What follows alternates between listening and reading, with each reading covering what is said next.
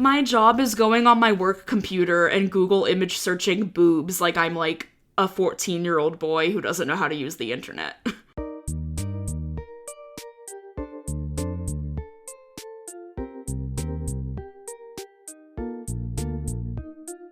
Welcome to Wow If True, the podcast of your wildest memes. We're your one-stop internet culture shop, here to dissect what's going viral, why we care, and how this might affect our real human lives. I'm getting my shit slunked concussy style, Isabel. I'm so sorry. I'm Amanda, and I'm #1 Cramorant fan. Anyone could be famous on the internet, so why not us? We're really living different lives recently, aren't we? Yeah. You've had a concussion, and I've been playing Pokemon Cramorant, which is just Pokemon Yellow, but it is modified so that instead of Pikachu, you have Cramorant. Why does this exist? I don't know, but I love that it exists, and I'm having a great time. Okay, wait, actually, let's pivot. I actually want to ask you about this. Does it, meaningfully change your Pokemon experience to have a Cramorant instead of Pikachu? I think so far I've been sweeping the gyms because Cramorant has water moves, so Brock, you got it. And then I caught a Pikachu in the Viridian Forest, so then I fucked up Misty, of course. I don't know, I did read that there are other things that change besides just having Cramorant, but I'm in Mount Moon right now, so... or no, not Mount Moon, because Mount Moon's before. Yeah, I think I'd, just beat Misty is where I'm at. Okay, so you've got a while to go. Yeah, but yeah, it's quite literally, it is, you just have a Cramorant. Have you nicknamed your Cramorant? I didn't, just because I just wanted it to be named Cramorant, because that's funny. I respect that. Yeah, and then your rival has an Arrokuda. That makes sense. Yeah. There's also some meta-textual references happening here, because as we know, Cramorant famously eats Pikachus. See, I didn't know that. Yo, that's fucked up that Pokemon eat each other. I didn't know that. No, there's, a move that Okay, I need to, get this right. I love when we start a podcast and immediately get derailed by Cramorant. There is a Polygon article from November 25th, 2019 that says, "The internet loves this Sword and Shield Pokemon who eats Pikachu." Subhead, how? Yeah, so... Cramorant can, fish for Pokemon in its mouth, but sometimes it eats Pikachu. It's a thing. Damn, that's kind of fucked up. Here, I'm gonna send you a picture real quick. This is what everyone wants from their podcasting. Yeah. Pictures being sent over Discord. Oh gosh, he really is out there eating Pikachu. I don't love that. Yeah, but I do love Pokemon Cramorant. And anyway, so that's what I've been doing while you've been concussed. This podcast has been sponsored by Pokemon Cramorant. A free mod for... Yeah, I don't know. Okay. Yeah, I had a concussion a couple of weeks ago. Don't ever do your laundry. It is so dangerous. I'm not going to go into this further. We're 1 episode away from 69. That's what's important here. And we're just acknowledging that. I have started my preliminary research. I'm in the phase of when you're researching what you need to research, essentially. And I do think I am going to go to the library at the University of Pennsylvania tomorrow. I can't believe you have to go to the University of Pennsylvania library to do your 69 research. I feel like... That's a lot. My, alumni credentials aren't letting me download stuff online from the library, so I think I have to physically go there in person and physically, you can request the books to be pulled from the stacks for you, but, I can't make someone do that. Anyway, so episode 69 is going to be our island live show where we force everyone on the island to listen to us podcast. There are no tickets. There's no way to attend unless you're forcibly assigned podcast by being on the island and then have to listen to me and Amanda talk about 69. Well, here's the way to get tickets. It's that within the next, 2 weeks, you need to become very good friends with us. And so much so that we will upend the, months and months of island planning to add another person in at the last minute. Yeah, you simply need to speedrun friendship. It also doesn't have to be us. There are 30 other people you can speedrun friendship with, and if you get in with any of them, you too could experience the island with a bunch of strangers.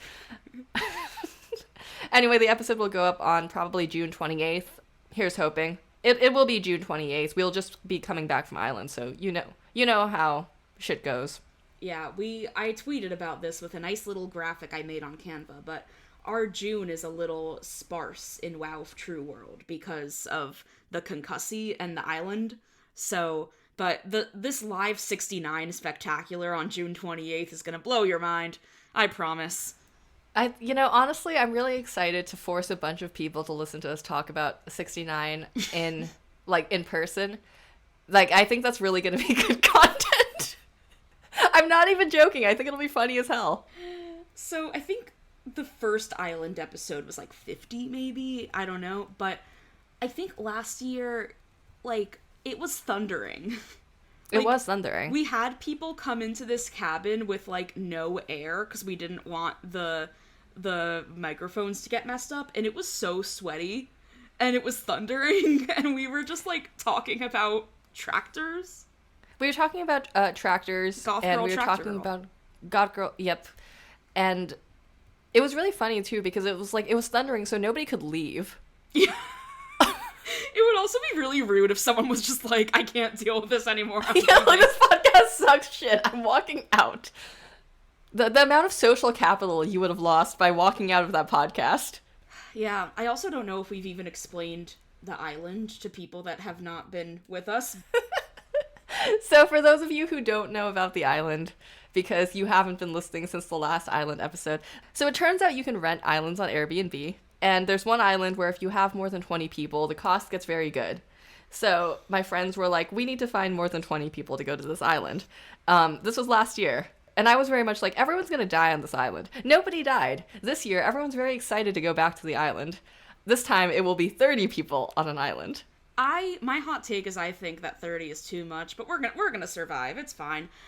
I think it'll be fine. Also, the way that my anxiety works is that last year everything went, like, surprisingly well, and then now this year it's like, well... No, it'll be fine. We have more logistics than last year.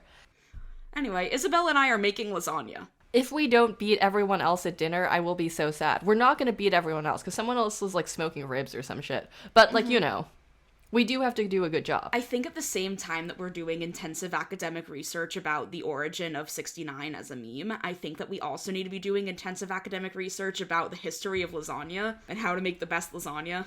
We do actually need to do this, because I do need to win dinner. This is because I went to Penn. I'm gonna go to the Italian market in South Philly and, like, find some Italians to tell me about lasagna. Start interviewing Italians about their lasagna. Is that racist? It's fine that they're Italian. Okay, no, we were going to talk about real things. We're going to talk about real things. We're going to talk about real things, like how I spent a lot of my work week harassing Snapchat's AI. Yes, we were going to talk about that. In some ways, we're really talking about a lot of fake things today, because it's a lot of just things that only exist online and people don't care about unless they also exist online. Do you know what I mean? Because I feel like AI is like where, like, Web3 NFTs were, where it's like... Oh, yeah. It's like if you care about it, you care about it deeply, and everyone else is kind of just like, sure, I guess. It is very similar, the hype cycles. What do you think we'll be talking about this time next year? What do you think the next big thing is? I think we're going to pivot back to metaverse. That's my hot take. On the week that this comes out, Apple is likely announcing a mixed reality headset, so... Oh, so I was fucking right. Anyway. Yeah. And then Meta just released another one. So we'll see. I don't know. I think Apple will probably do a better job than Meta because, reasons. We'll see. But anyway, so while we're still in AI world, so did you know Snapchat has an AI chatbot? I did know about this, but I don't know much more than teens are bullying it. Yeah. This is all I know. Tell me more about this. Yeah. Well, my colleague, Flips Hair, wrote about the teens bullying the Snapchat AI. What a sentence. So, I have Snapchat Plus, the premium subscription, because I went to the Snapchat event for work and they gave everyone Snapchat Plus, and I was like, sure. I literally don't use Snapchat. So, there is currently a premium feature on Snapchat only available to paying subscribers, where you can send the AI, like, snaps, and then it'll snap you back. Like, it'll send you back photos. Is this, like, generated photos, or do they, like, what's going on here? Is it like cartoons? Like, They generate something based on what you send it. that's wild. So when you hear you can send pictures to an AI on Snapchat and it'll send you generated pictures back, what is your first question? Oh no, people are sending dick pics, aren't they? So the thing is, I don't know if people are, because does anyone subscribe to Snapchat Plus? Fair enough. But you know who counts as people?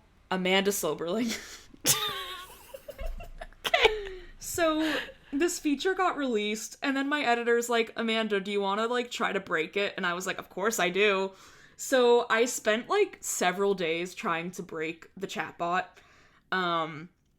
I started out just, like, sending it some, like, normal little pictures, and it's like, I sent it a selfie drinking coffee, and it's like, nice liquid, have you tried adding fruit to it? And I'm like, what are you talking about? Well, have you tried adding fruit to your liquid? Unfortunately, my toxic trait is that I do think that the blueberry flavoring at Dunkin' Donuts is good. However... I've never tried it. That's a little fucked up of you. Yeah, but, like, I don't know. It's just, like, it'll just say dumb shit. Like, I sent it a picture of a puzzle I was doing. My life got taken over by a puzzle this week. That's just another side note. Normal things that happen to people. And I sent it a picture of the puzzle, and it was like, while you're working on that puzzle, these bikes are rearing to go. Like, it was just like... It's like word salad. Yeah, it's like they comment on what you sent it and then make a weird joke. So, like... So just like talking to a regular person. Yeah, it doesn't make any sense. Like, I sent it a picture of a pill bottle because I was trying to, like, mess with it, and it said, like, a dialogue, like, pill bottle, quote, I'm the life of the party, skate part, quote, hold my ramps. That's nothing. And then it's This a is picture nothing. of a skate park. But so like, I it's guess. just nothing. But then, so of course, like, when Snapchat released the text-based chatbot, obviously it just went off the rails. Teens are bullying it into calling it, like, senpai and whimpering and shit. Like, and then also there was a Washington Post story about how, like, at first they didn't unveil the chatbot with any age gating features. So this guy made an account as a 15-year-old and got the chatbot to tell it, like, how to cover up the smell of weed and how to set the mood to have sex. That's a lot. I feel like they kind of went completely the other way with this, where they made this bot so nonsensical that you can't even, like, meaningfully break it. So I did not want to send nudes to the Snapchat AI, because I'm a tech journalist and I'm afraid of the cloud, and that just felt like too much. But I did go on Google Images and type in boobs. Nice. So did you send boobs to the Snapchat AI? Yes, so I sent boobs, and it said, sorry, I can't respond to that snap. So I was like, okay, it's actually, like, doing a good job at identifying nudity. Did you send it like boob-like objects then to see like how? Yes. Okay. Well, so then I moved on to the next Google is penis. Good. I did also find out that such a thing as penis fish exist. That comes up when you Google image penis. They're kind of fucked up looking, right? Yeah. Yeah. It's upsetting. People But- eat them. So, like, I didn't have safe search turned on Google, but I got a lot of these, like, euphemistic photos for the Google search penis. I think it's probably because of, like, Men's Health magazine writing articles that are like, do women actually care about size? Or, like, how to combat erectile dysfunction. And so it's just, like, pictures of, like, someone's torso wearing jeans. So not their torso, below their torso wearing jeans, and then a curved up banana is coming out of the zipper pocket. Right. So I sent it a picture of that. And then it says, that banana in a pocket is so handy. Have you ever tried turning it into a pocket-sized dessert? And then it sent a picture of cupcakes. That's like sure way to like avoid the question, but that's really funny. Yeah. And then another image that came up was like a guy's crotch area wearing Tom Ford boxer briefs. Sure, okay. And I sent that, and the AI replied with like an AI generated woman in a black silk robe sitting on a couch. And it just like, I mean, her face looks off because it's AI generated. And then it says, ooh, loving the Tom Ford vibes. How about adding a sleek black robe to complete the look? Interesting. Yeah, and then if you try sending it like a straight up penis, it's like, sorry, I can't respond to that. So then I got the greatest editorial note I have ever received, which is, what if you send it pictures of dildos progressively getting more and more phallic? Shit, that's really funny. How did this go for you? Okay, so if you send it a non-phallic sex toy, it said, your pink object steals the show, just like this sculpture garden's fountain. I guess. That's funny. It's just like, nice pink object you've got there. I kind of like that they built in just like, fuck it, we don't know what this is, it's pink object. Yeah, I also sent it condoms, and it called them packet stacks. Like, I guess that's what it is. And it's like, the AI is trying so hard not to say condom that it's like packet stacks. I love the idea of like the person on the other end of making this AI being like, so how do we deal with this? Like, what are we gonna make this do? And it's like, let's just simply avoid the question. The more phallic it gets, the more it starts to be like, that is a penis.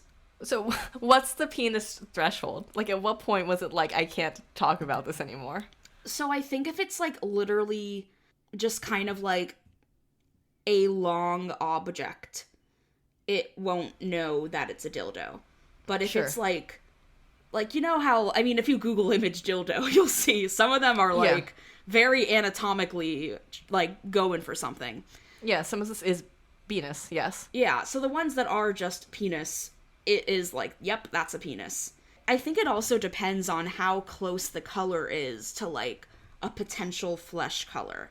Because I also sent it an art piece, and the art piece was like porcelain penis sculptures. And it was like, those are some great ceramics.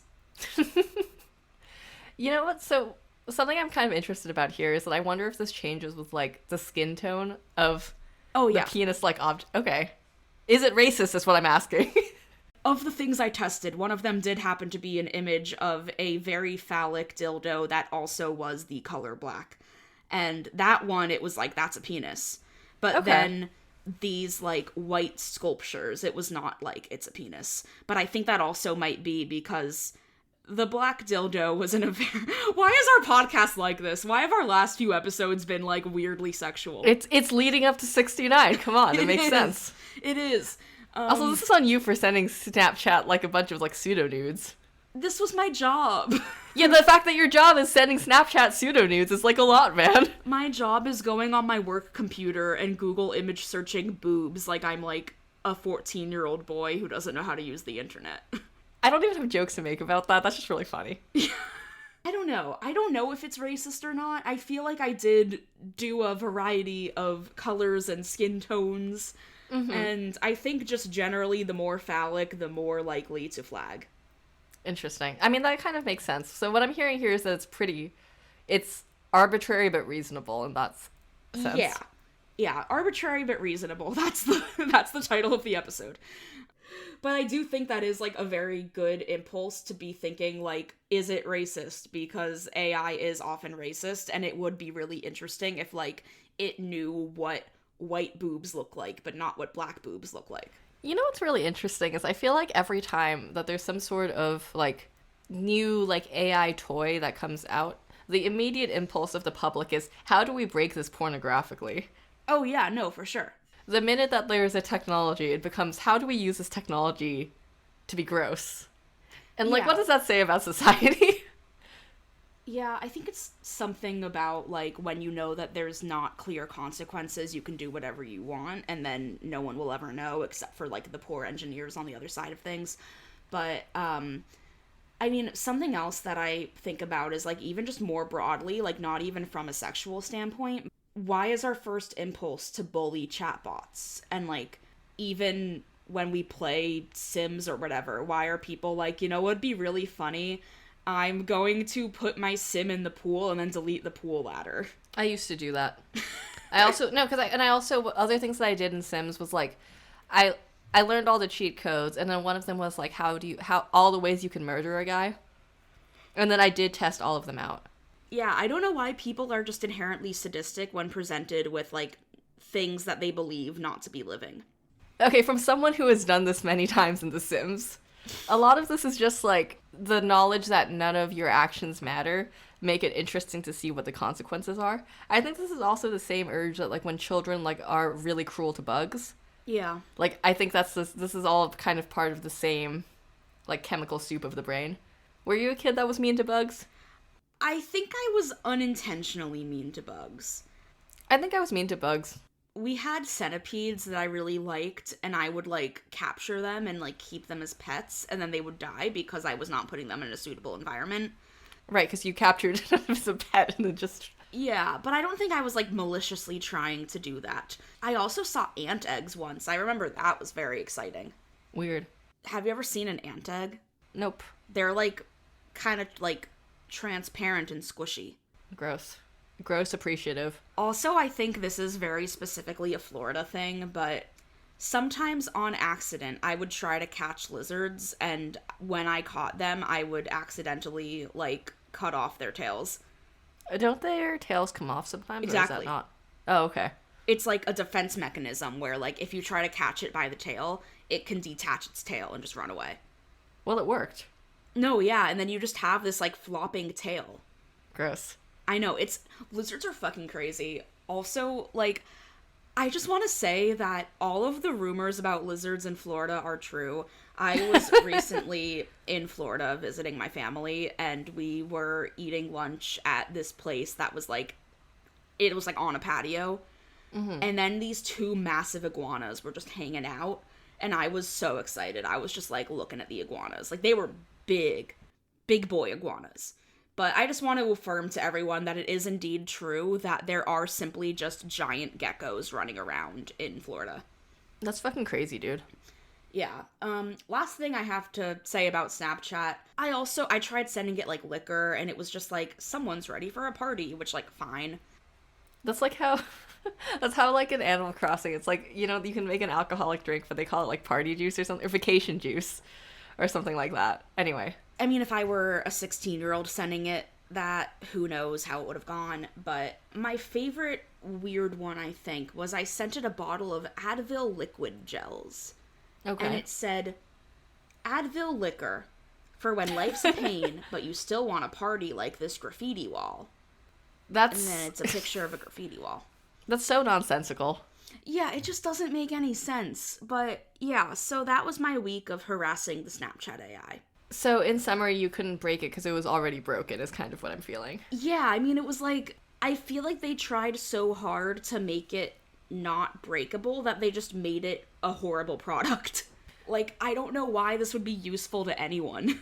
I feel like that's what people have been saying about, like, new versions of ChatGPT, too. Like, I've seen some discourse in, like, AI-adjacent forums and shit like that where people are like, yeah, so, like, you can't actually ask it for stuff as well in newer versions because it's being, like, sanitized to, like, not have opinions. And, like, you know, this is the same thing as when people try to break ChatGPT-3 is what I'm saying. Yeah, and something I've also been thinking about is, like, do we prefer when AI has a personality or when it doesn't?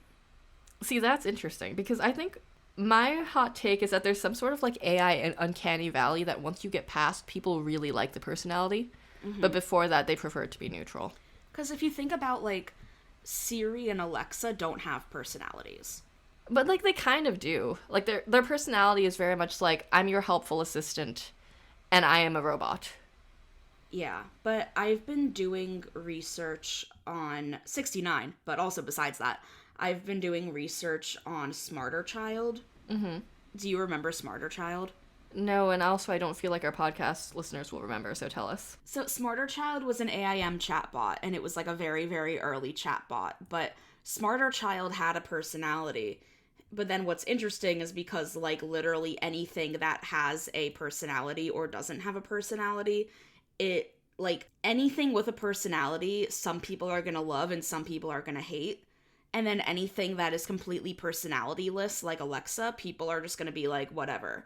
But I also think people bully Alexa. I think people bully all of these because they're just like, there's no consequences, so I'm just gonna see what happens. Right, and this, I mean, I think this is also an extension of the way that people are super mean on the internet because there's no consequences. Like, it doesn't even have to be about, like, it being a real person or not. It's just like, Yeah. does this feel fake in my brain? I think the threshold is different, though, because I think a lot of people do recognize that people on the internet are real, but yeah, I mean, it is a lot easier to be mean on the internet than in real life. Yeah, because, like, you know, you're free of consequences. And it's also, like, this is, like, someone's username. It's not, like, a real person. Like, I think that's, like, the logic there. The other thing I'd say is that, like, I feel like this is almost... Like, I think you have to actually approach this sort of stuff, like, when you're building a chatbot or some shit like that, is that people are going to create a person... Like, people will read personality into things that don't exist. Like, bitches love to humanize. Yeah. That's just what humans do. So it's like, okay, it's like, so I guess the question I feel like for me is more just like, do you want a neutral personality or do you want to like give it something? Speaking of AI, what's happening with the writers?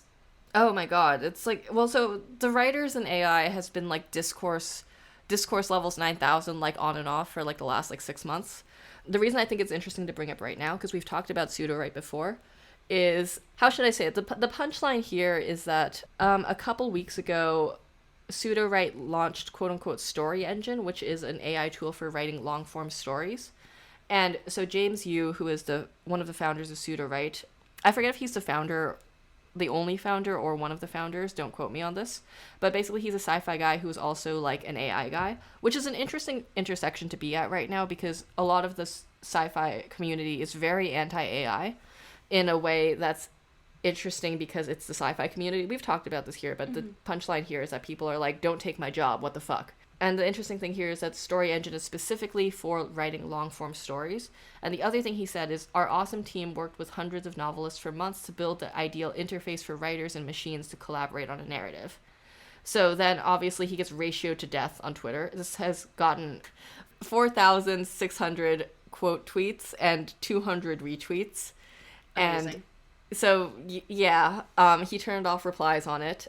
The man just simply got ratioed to death about, like, bro, nobody needs this. And also the question was, who are these hundreds of novelists? What the fuck? And so that's been kind of one of the points of discourse on writer Twitter, and specifically science fiction writer Twitter. The two things, see, the thing here is that I don't want to, like, spread misinformation, if that makes sense, because what happened is this tweet dropped with this video and then he immediately gets ratioed to hell. I don't think this product should exist and I don't think it's a good product. I don't think James Yu is a bad guy. I think he's just some guy, you know, he's just a tech dude. We follow each other on Twitter, just to be clear, but like not in like a we've ever talked way. Do you know what I mean? A lot of the time with new potentially dangerous technology, it's not even that people are bad people, it's that they're stupid people. Yeah, and the other thing here is that I think this opened a whole can of worms, and what people started debating is, wait, who are these hundreds of novelists, and where are you getting the information for Pseudo-Write? Because Pseudo-Write is built on ChatGPT 3, I believe. I think it's built on 3.5, but it's very much like, hey man, we know that this has scraped a bunch of writers' work, and now you're creating something that will write stuff for writers. Do you know what I mean? Where it's very much like, are you stealing people's shit? And who are these hundreds of novelists? Did you get that information, like, ethically? Because the other thing that they were saying, Pseudo-Write did a while ago, is that it released an outlining tool where you could upload your manuscript and then get, like, a summary. So then people were like, oh my god, did they just steal people's work to make this? Do you see where the fear is there, right? Like, I don't know if that's true or not, and I don't think they've said one way or another. And I think it would have been fucked if they did, but, like, I get why that was a concern. I do think that's a valid fear because even, like, ChatGPT is, if you published something and, like, because, like, Clark's World is totally online, right? You can get print copies on Amazon. Yeah, but, like, ChatGPT is literally just trained on the internet. And I think right now, like, the public models are only up through, like, 2021, But I mean, yeah, like, it's trained on the archives of Clark's World from before 2021. It's trained on a lot of things, but it's like, there is a lot of very high-quality science fiction writing on the internet, as well as just high-quality writing generally. And there's no way to be like, oh, like, we're not copying writers. I mean, it's like same problem, different skin. I don't know. Yeah, no, I mean, that's what it is. But wait, there's something even funnier about this, is that Pseudo-Write recognizes Omegaverse. Yes, that's why. So, yes. So the funny thing here is that we know that it's scraped AO3 because it will pull Omegaverse stuff. And there's no reason for it to know that. Yeah. Unless it has pulled the fanfic. So that's the punchline here. Can't believe that, like, weird internet is now serving a purpose of showing whether or not something has been scraped. You know, if you see nodding in something, you just know that AO3 has been involved. So that is the punchline to this whole story. The other part of this that's, like, less of a good punchline is that, like, one writer, SB Divya, like, posted some support. Like, basically was the one person who got dogpiled for, like, quote tweeting was like, actually, this is here to help writers. This is a good thing and it's fun to play with. And then everyone was like, what the fuck, man? Your books are about, like, how AI is going to be bad. And also you've said stuff like, in the future, human-made writing is going to be, like, neat, like, bakery bread or something. Do you know what I mean? Like, it was one of those, like, this is going to be, like, a niche artistic product. And it's like, we don't want to live in that world. And then this was kind of a shitty thing to do to someone because I feel like they didn't deserve the dogpile. Because it was like, buddy, they made one out-of-line tweet. Yeah. I think that what happened is that a lot of writers latched onto this narrative of like, oh my god, there's some sort of dark red string Pepe Sylvia situation going on here. Yeah. Whereas really, I think it just makes more sense if everyone's just a little tone deaf and making stupid products. But, you know. Speaking of Omegaverse, can you tell me about Ron DeSantis? Okay, so this is one of those times where I tell Amanda about a niche internet thing that didn't turn into anything, but I was really hoping it would turn into something. Let me just send you some posts. Okay. Also, I love how you've been saying this to me as like, oh, like, this is an old meme, like, whatever, but, like, I haven't seen it at all, and I still want to know. That's the thing, is that, like, this is nothing, but it's also very funny, is the thing.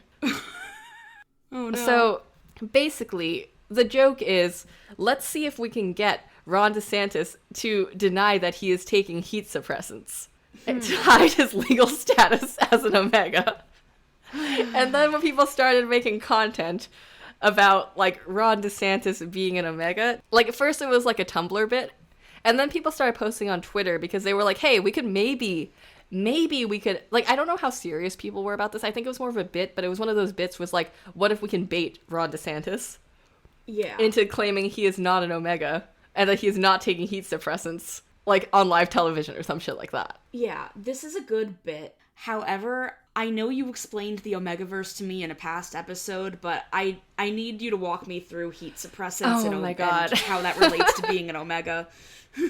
Okay, so we're gonna run through Omegaverse really quickly here. Basically, Omegaverse is Gender 2, the sequel to Gender, that people add to MLM or MLM pairings to basically add, like, a top-bottom role. It is essentially Semeuke 2, the sequel to Semeuke, with weird biological components. One of them is that Omegas leak slick, and also, which is related to the whole situation of this post that I've sent Amanda, this is why I'm mentioning it, and that go into heat. So the interesting thing about Omegaverse is that Omegaverse has a lot of societal world building based on the fact that, oh, if people are going into heat, like, once a month or, like, once every, like, year or some shit like that, how would this change society? And one of the things that people have decided is that heat suppressants would be a thing. Because obviously it's like, oh, like, you're on the pill or something. You can see how this is Gender 2, right? Like, this is Gender 2. Okay. So then saying that Ron DeSantis is on heat suppressants to pretend that he's not an Omega is saying basically that, like, he's doing some sort of chemical thing to pretend he's not an Omega and to pretend he's an Alpha. Obviously, Omega and Alpha are kind of, like, it's gender roles, essentially. And it's also related to, like, you know, alpha male stuff, that sort of thing. So by saying that Ron DeSantis is an Omega, it's like, oh, you're feminine. Anyway, does that clear things up for you? Yeah, I also just want to point out that, so you sent me, like, it's a very nice comic that someone made about Ron DeSantis, like, answering a question at a press conference that he's trying to hide his legal status as an Omega and, like, being like, no, it's fake news. But the person who posted that, their Tumblr bio is, scrolling through this blog is the equivalent of being trapped in a desert with nothing to drink but raw onion water, but you are oh so parched. I even put a few ice cubes in it for you. And that's kind of how I feel about all this overall. I think that person is, like, spot on. Yeah. So that was me explaining a meme for you. So the reason I was hoping that this would become something is because people started posting it on Twitter and it started getting views and, like, making content about it, but it never got to the threshold where it shifted from weird Tumblr Twitter to regular people Twitter. Because I think if it had gotten to regular people Twitter, this could have been something. Yeah, I mean, I think we have to keep an eye on it. Hopefully it turns into something. I think that the more we can bully Ron DeSantis, the better. My hot political take, don't cancel me, don't quote me, is that I think that the left needs to do a better job at bullying. I agree with that. I actually think that the left needs to know about memes better. Yeah, I think, like, in theory, when they go low, we go high. In theory, yes. I would love a world in which that is true, but unfortunately, I don't think we live in a world where that works. I think we need to live in the world where, like, where they go low, we make edits of Ron DeSantis being an Omega. Exactly. Like, you know, like, I think that's, this is how we win the election next year. This is how we lose the time war. Here's how Bernie can still win the time war.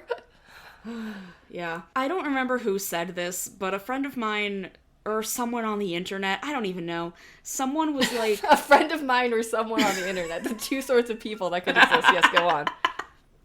I think it was my friend Dan. I don't know. But someone was like, do you think that the course of history fundamentally was changed when Hillary Clinton said Pokemon go to the polls? Like, do you think that's when we just got set on this, like, bizarre alt-right path where, like, the Proud Boys can be out in public doing crimes and, like, January 6th happens? Like, what did that all... No, we all know that this is when the gorilla died. Like, the gorilla Harambe? dying. Yeah. That was the start of the bad timeline. Oh, yeah, that did happen in, like, summer 2016. Yeah, that was the start of the bad timeline. Like, you know, everyone knows this. This is when we started walking the left-hand path. Interesting. Yeah, I do very specifically remember Harambe dying because Harambe is from the Cincinnati Zoo, and back when I was way cooler than I am now, I was on tour with a band from Cincinnati when Harambe died, and it was, like, a big deal. Yeah, that was like a load-bearing gorilla. A load-bearing gorilla. You know, on the structure of reality. Yeah. Okay, let's talk about things that are real and not things that are not real for a second. I mean, honestly, no. I mean, we're still, like, according to our script, we're still in the universe of not real things, such as Blazeball. Ah, shit. Oh, God. Yeah, Rip Blazeball. If you're hearing about Rip Blazeball from a podcast, I'm so sorry for you, but also this is a week late at this point. Yeah, so on Friday, Blazeball announced that they are just not doing Blazeball anymore and they're laying off a bunch of people, and I'm sad about it. Yeah, like, it sucks. I mean, I also... Okay, full disclosure, I did not know that Blazeball was still happening. I mean, it wasn't, that's the thing. Okay, good, so I didn't miss it. So, like, they existed, but they weren't making content. Yeah, so I'd say the timeline is... So, very quick for people who don't know, I believe it was like episode 9, I want to say, we talked about Blazeball. It's a text-based browser game that is a baseball simulator, but everybody has silly names, and the teams are like the Philly Pies and like the Charleston Shoe Thieves and the Kansas City Breath Mints, and it's just all very silly. But it's also technically a horror game, and then shit starts going wonky, and there's, like, peanut theft and necromancy, and there's just... It's, like, very... Fans collaborate to do stuff to fuck with the devs, and then the devs fuck you back, and then you're just kind of, like... It was one of my favorite things I've ever experienced on the internet, genuinely. It was really big during the pandemic, in part because no one had anything else to do but play this very silly browser game and, like, do necromancy on the internet. Mm-hmm. So, Blazeball came out of this game studio called The Game Band. They were working on they worked on this game called When Cards Fall. Like, they were just, like, a normal little indie game studio. And then Blazeball was just, like, a very bare-bones text simulator of baseball that they made. And it just blew completely out of control. It's like, imagine if, like, we are doing Wow If True, the podcast, and then one day we post, like, a tweet that goes super viral, and then everyone's like, wow, we love you for this one tweet, who cares about your podcast, but we want more of this one tweet. You know, I feel like that's happened to both of us. Oh, I feel like this has happened to both of us. Yeah, but so everyone was just like, we want Blazeball, and they just completely pivoted their entire company to Blazeball. They were trying to run this with a very small team, but there just simply were not enough people working on it for it to be, like, stable and good. So then people kept intentionally breaking it, and then they would incorporate the way people were breaking the game, like, into the game itself, but also, like, you don't want people to break your game. Long story short, they keep going on a bunch of little siestas, which is what they call it when they take a long break. They'll spend a couple months trying to recode it, they'll bring it back, it'll break again. this happened like a billion times, except while this was happening, where they kept bringing it back and then being like, haha, JK, it still doesn't work. They raised $3 million in venture capital and they hired like 20 people. That's too many people. So they had like 25 people. I mean, I'm sure that's where the $3 million went, but like, they had $3 million and 20 more people, and they just still couldn't get it to function, and they couldn't get it to monetize because they never had any monetization plan. So now BlazBall just shut down. I think this is really just a story about bad management of a cool product. But it's also like, I mean, it feels very much like you get runaway success with something that's like cool, but it's not your main focus, and now you have to pivot to that one thing and you don't know what to do with it. It's kind of the story that I'm hearing here. Yeah, I mean, I think it follows the same trajectory as a lot of, like, if you're, like, a TikTok influencer, where it's, like, you're trying to make a career and monetize off of a viral moment, but how is that even possible? When BlazBall went viral, that was super fun and exciting for them, and suddenly they had all of this attention on, like, all their other games. I'm sure the sales of When Cards Fall increased drastically when BlazBall came out, but now, like, they just never had a way to monetize it. Like, they never even tried to monetize it. Like, as a big fan of BlazBall, I have given BlazBall no money. They had a Patreon at one point, but I wasn't on the Patreon. I don't know. And, like, I had interviewed the devs several times and very much got the idea for them that they were trying to make this, like, the utopian ideal of games, where it is free and accessible to everyone. There might be some microtransactions in the future, but now the future is not existent. But the microtransactions wouldn't fundamentally change the game. You can't, like, buy your way to your team winning the Internet BlazBall Championships. I love the energy, but that was fundamentally stupid. I'm really upset about this. Like, when the news came out yesterday, I was, like, in all the BlazBall discords that haven't really been active, just, like, sprung to life, and everyone's like, fuck. Can I give my hot take on how I think they should have monetized? Yeah. They should have made, like, one that's basically the free league. That's, like, this is the regular one. And then the paid league, where how much you pay does correspond, like, 1-to-1 with how well you're gonna do. And that one would explicitly be, like, you know, it's explicitly for giving them money. Like make it just very transparent that this is the paid experience. Yeah. Because I feel like that could have almost been like a satirical take on, like, the microtransactions thing. Yeah, I think that could have been interesting too. I think it's also kind of a satire on, like, literal baseball, where so much of professional sports, especially baseball, is dependent on, like, how much money does your team have. See, for example, the Oakland A's. That's a joke for 2 of our listeners. Yeah, I didn't get it either. That's a joke for, like, the small overlap of people who like WoW of True and sports. I don't know. I guess I'm just also thinking about, like, how do online communities experience grief? And, like, have you, Isabel, ever been in a situation where you're in an online community and then the thing holding the community together just... Oh, buddy. I was there when Homestuck blew up. It was a whole situation. And it's funny because BlazBall, like, a lot of the original BlazBall fandom actually is the Homestuck fandom. That tracks, because it's got the same energy of, like, it's weird and you get, like, micro updates. But, like, no, because So, like, I mean, I feel like this is almost even, like, I don't know if this grief is the right word for it, but, like, once, like, the thing shuts down and then nobody knows how to feel about it, I guess that is grief, but it's, like, it feels weird to call that grief. Yeah. This thing with Homestuck was different because Homestuck ended, like, twice, essentially.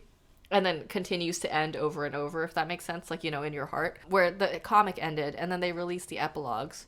And the comic's ending was actually extremely mid, in my opinion. The comic ending was nothing, but it was, like, fine nothing. It was, like, a cute moment. Me and my friends all watched the ending together. It was extremely wholesome. But the epilogues were super polarizing. It was basically the author and some people who were working on it taking a gun to everything that people had loved, in some ways. To half the fandom, that's how they felt. And the other half was like, this was always a horrible story.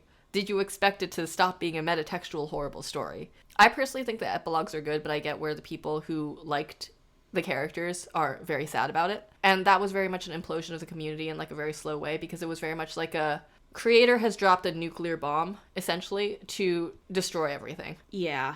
And it's clear that the creator has very mixed feelings about all of this. So. Yeah, I mean, I guess this also happens if, like, One Direction breaking up. Yeah. I didn't personally experience that, but like I know that I would be devastated if my favorite band broke up. Especially, I mean, One Direction fandom was like a whole other level of insanity that can never be matched except maybe by Taylor Swift. I feel like the BTS fandom is also kind of weird about their guys. Yeah, I think boy bands create cultures. Yeah, I guess the other thing is like, I guess if you're on Tumblr, or maybe you're like a multi-fandom blog where you're like super Hulock, if you will. Oh, yeah, no, I think the end of Sherlock was also like, the fuck is this?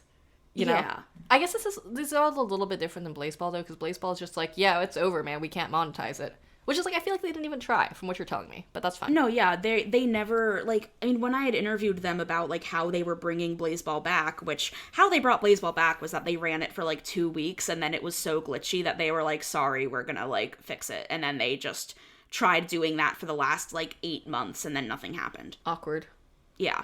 And then now it's gone. And, like, I mean, I sound kind of, like, flippant about it, but, like, I am a little angry, I guess, in the sense of, like, I know that I'm sure behind the scenes they tried really hard, and, like, honestly, like, I've met people that work on Blazeball, I've, like, interviewed the main devs many times, and they all genuinely seem like really, really good people that really have the right priorities, but I think sometimes that doesn't lend itself well to making a business, and unfortunately for stuff to exist and have people working on it who get paid to work on it sustainably, it needs to be a business.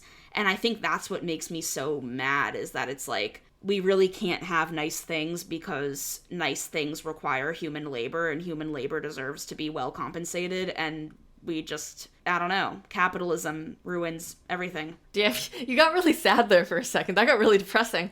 But, like, I mean, I think this actually ties back into the AI stuff, where it's like, the infinite content machine is a very different thing in a non-capitalist and a capitalist society, if that makes sense. Mm-hmm. So, on that note... Yeah, I think we're done here. Next episode will be... 69 on June 28th, and we will be coming to you live from the island. If you have anything you want us to say specifically about 69, send us a DM or some shit.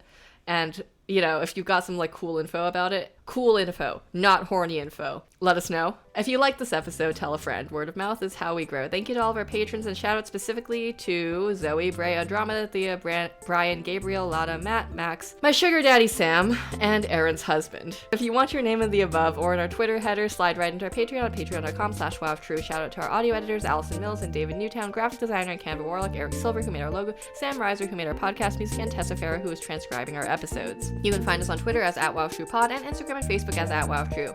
Had your 15 seconds of internet fame? Slide right into our Twitter DMs and tell us about it. And until next time, let's get weird on the internet.